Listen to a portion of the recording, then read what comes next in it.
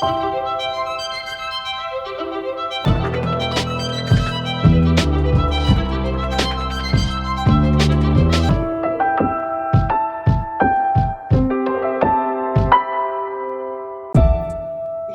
another cartoon I made with Nicole Chocolat about how chocolate is born, we called it. So as you saw in the video, these cacao pods grow on trees. And then I have a little, this is also a cacao pod. This is a sculpture. And actually this guy in Venezuela goes out and picks these cacao pods and then makes exact wooden replicas of them. And I'm like so in love with this. So this is, he even knows what genetic variety this is, and it's a Trinitario for anyone who's interested. But so yeah, so I can show you quickly, like when you open this up, there is this white fruit inside, which the cartoon shows too. And the white fruit tastes kind of, I don't know if anyone's had it before, but it tastes kind of like lychee or pineapple, nothing like chocolate. And the beans are encased inside. And it takes roughly 1 pod to make 1 bar of chocolate. The beans don't taste like chocolate at all at this point. They taste bitter, and yeah, you probably would not be super happy about eating them. But so as you can see in the cartoon, like kind of the safest way to open one of these is with a machete, which like sounds not safe at all, but is actually the safest way. And then those little beans are encased in there. And so, you know, I was saying that it's super bitter. So how do you create that chocolatey flavor? You ferment the beans in that juicy pulp. And people actually think, the researchers think that those ancient Olmecs and, you know, the pre-Olmecs even, you know, so many generations ago, thousands of years ago, were trying to make alcohol and ferment the pulp. And then they were like, huh, these beans don't taste half bad anymore either.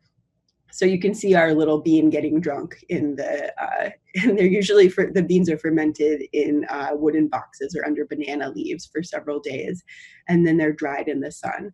And I should say that this always happens at the farm level, and that fermentation process is super important for creating chocolatey flavor. Like you really can't have good chocolate. You can't make good chocolate without properly fermented beans. You know, if they're not properly fermented, they can like be super astringent and acidic or have like crazy off flavors like smoked ham. It really, you can taste some really crazy nasty stuff if they're not properly fermented.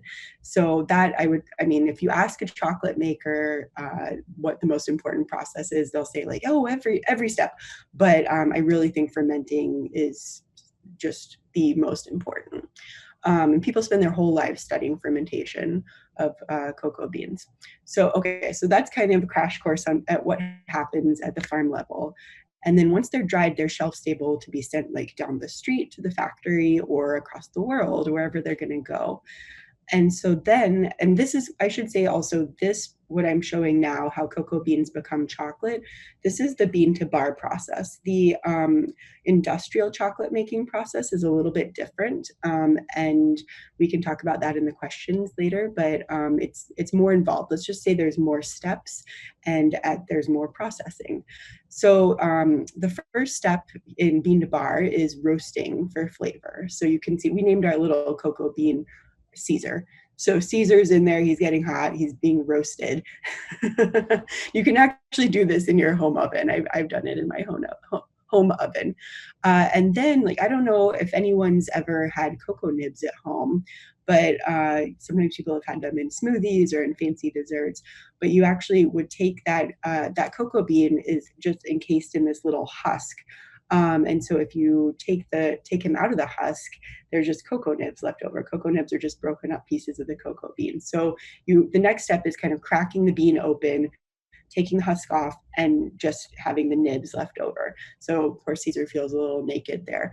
But you know, the husk, like, it just doesn't grind down very well. So you want to take that off. And then there's usually, if there's any like heavy metals or anything where the cacao has been grown, it usually concentrates in the husk. So, you know, that's also not good for us to eat. It's like fine if you ate one cocoa bean, but you wouldn't want to ingest a lot of it. So if you ever see, you know, people are selling cocoa husk tea now, or they're just calling it cacao tea, but you want to make sure that it's made out of the nibs, not the husk. So that is kind of just something good to know when you're buying stuff off the shelf. So then Little Caesar in step 3 is ground with sugar for sweetness and flavor. So you would grind the nibs up first, and as they grind, they're actually 50% fat. So the fat starts to melt and it becomes kind of this like paste, and then you put in the sugar and grind that up a little bit so it's all super smooth. Um, and this is like, very broad strokes overview. And then you temper it, which is kind of like this process of raising and lowering the heat. And if you've ever like tried to make chocolate truffles or chocolate covered strawberries or anything like that at home, you've probably tried to temper chocolate and found it's very difficult. I'm still trying to perfect my chocolate skills. So you temper the chocolate and then mold it into bars and wrap it, and you're done. And that makes it sound like making chocolate is very easy, but it's actually very difficult. I mean, I guess it is easy to make chocolate. It's just not easy to make good chocolate. Like I made chocolate for my book because I had been writing about all these people making chocolate for so many years. And I was like, all right, I guess I should try it and see what they're thinking, like what all this is about. I've like toured their factories so many times, and my chocolate was so disgusting. It was so terrible. And I was so proud of it. I didn't throw it out for months, but I definitely did not want to eat it. I've always known that I just wanted to buy other people's amazing chocolate and write about it and judge it and taste it all day. But that really, sealed the deal that I knew I was not a chocolate maker. But if this is something you're interested in, you definitely can get small machines to make it at home.